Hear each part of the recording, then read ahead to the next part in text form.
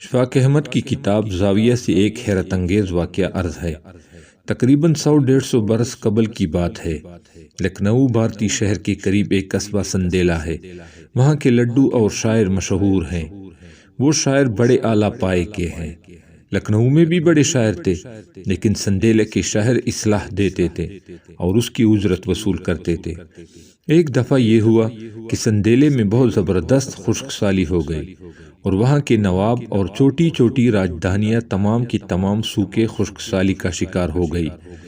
اس قدر صورتحال خراب ہوئی کہ زمین کا کلیجہ خشکی سے پٹنے لگا۔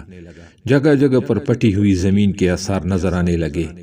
ڈور ڈنگر مویشی مرنے لگے اور ان کے بڑے بڑے پنجر اور سینگ جگہ جگہ پڑے نظر آتے۔ پرندوں نے وہ علاقہ چھوڑ دیا۔ ایک دفعہ گئے تو پھر لوٹ کر نہیں آئے۔ لوگوں نے آ کر سردار کے پاس شکایت کی۔ وہ سردار لڑکڑاتا نواب کے پاس گیا کہ حضور، لوگ گاؤں چھوڑ کر جانا چاہ رہے ہیں، لہذا نماز استسقاء پڑھی جانی چاہیے، کیونکہ اس سے تو گاؤں ہی خالی ہو جائے گا۔ چنانچہ نماز استسقاء ادا کی گئی، لیکن اس کا کوئی اثر نہ ہوا، جس سے لوگوں کی مایوسی میں مزید اضافہ ہو گیا۔ ہندوؤں نے کہا کہ ہم اپنا ناقوس بجا کر اور بھجن گا کر بھگوان کو راضی کرتے ہیں، شاید وہ بارش بھیج دے۔ انہوں نے اپنا پورا زور لگایا، لیکن کچھ نہ ہوا۔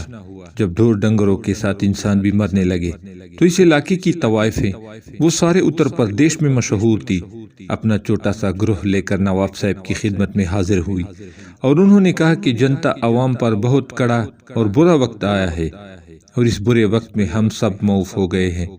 ہمارے ذہن میں ایک بات آتی ہے، اگر ہمیں اس کی اجازت دی جائے تو ہم شاید اس علاقے اور آپ لوگوں کی مدد کر سکیں۔ نواب صاحب نے کہا، اس سے اچھی اور کیا بات ہو سکتی ہے؟ طوائفوں نے کہا، ہم بھی ایک مخصوص مقام پر کھلے میدان میں بیٹھ کر بیٹھیں گی اور ہم بھی کچھ گریہ وزاری کریں گی، لیکن شرط یہ ہے کہ کوئی آدمی اس طرف نہ آنے پائے۔ ان کی وہ شرط منظور کر لی گئی۔ وہ اپنے قیمتی گھروں اور سونے چاندی کی زیورات اور جو کچھ بھی ان کے پاس تھا اپنے بالا خانہ پر چھوڑ کر سیڑھیاں اتری۔ انہوں نے سفید رنگ کی نیلی کنی والی دھوتیاں پہنی ہوئی تھی، جیسے کلکتے والی خواتین پہنتی ہے، خاص طور پر جیسے مدر ٹریسا پہنتی تھی۔ ایک چرواہے نے آنکھوں دیکھا حال بتایا تھا، حالانکہ کسی مرد کے وہاں جانے کی اجازت نہ تھی۔ وہ جب اس مخصوص جگہ پر آئی تو انہوں نے گڑ گڑا کر اللہ سے درخواست کی کہ خدا، تو جانتا ہے ہمارے افعال کیسے ہیں اور ہمارا کردار کیسا ہے اور ہم کس نوعیت کی عورتیں ہیں۔ تو نے ہمیں بڑا برداشت کیا ہے، ہم تیری بڑی شکر گزار ہیں، لیکن یہ ساری مصیبت جو انسانیت پر پڑی ہے یہ ہماری ہی وجہ سے ہے۔ اس علاقے میں جو خشک سالی آتی ہے وہ ہماری موجودگی سے آتی ہے اور اس ساری خشک سالی کا کارن ہم ہیں۔ ہم تیرے آگے سجدہ ریز ہو کر دل سے دعا کرتی ہیں کہ بارش برسا اور ان لوگوں اور جانوروں کو پانی عطا کر، تاکہ اس بستی پر رحم ہو اور ہجرت کر کے جانے والے پرندوں کو واپس آنے کا پھر سے موقع ملے اور وہ یہاں خوشی کے نغمے گائیں۔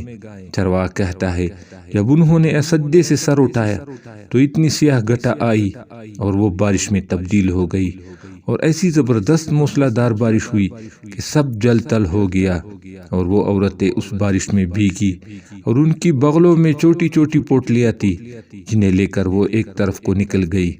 پھر کسی نے نہ ان کا پوچھا اور نہ ہی ان کا کوئی پتہ چلا کہ کہاں سے آئی تھی اور کہاں چلی گئی۔